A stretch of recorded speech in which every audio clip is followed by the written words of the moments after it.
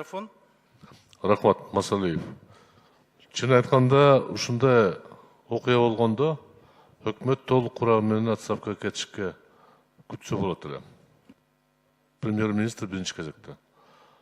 Бирок биз ага барбай атабыз. Аябай боорукер болуп, анын күнөөсү жок деп, кача биз өткөндө укканда деле бизге айткан болчу, 7 мартта маалымат болгон коркунуч жөнүндө. Мына чыгарачылар айткан болчу.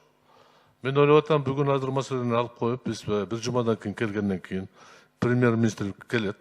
Ошондо ага чейин кандай чечим кабыл алат? Кимди кызматтан бошотту? Кимди чоңойту? Кимге сын сөгүш жарыялады?